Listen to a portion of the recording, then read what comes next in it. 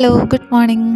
ഇന്ന് എനിക്കൊരു അവധി ദിവസമായിരുന്നേ. അപ്പോൾ രാവിലെ തന്നെ എണീറ്റ് നമ്മുടെ കാര്യങ്ങളൊക്കെ ഒന്ന് കഴിഞ്ഞ് പതുക്കെ മുറ്റത്തോട്ട് ഇറങ്ങാമെന്നൊക്കെ വിചാരിച്ചു.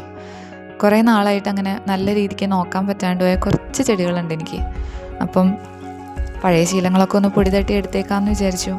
ഒരു ചൂട് ചായയൊക്കെ കുടിച്ച് മുറ്റത്തെ ചെടികളോടൊക്കെ ഒന്ന് കിന്നാരമൊക്കെ പറഞ്ഞ് അവരെ ഒന്ന് തൊട്ട് തലോടിയൊക്കെ ഇരിക്കുമ്പോൾ അതിൻ്റെ സുഖം ഒന്ന് വേറെ തന്നെയാണ് കേട്ടോ.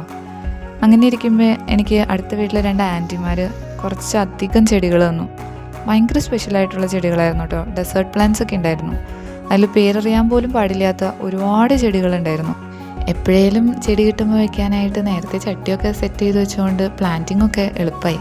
എൻ്റെ വീടിൻ്റെ മുറ്റത്ത് നിൽക്കണ മാവില്ലേ, അതെൻ്റെ ഫേവറേറ്റ് ആണ് കേട്ടോ.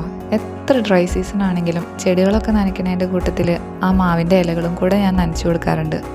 മാവ് അങ്ങനെ ഈറനണിഞ്ഞ് നിൽക്കണ കാണാൻ തന്നെ ഭയങ്കര ഒരു പോസിറ്റീവ് വൈബാണ്. നമ്മൾ ഹാപ്പി ആവാൻ കുഞ്ഞു കാര്യങ്ങൾ മതിയല്ലേ.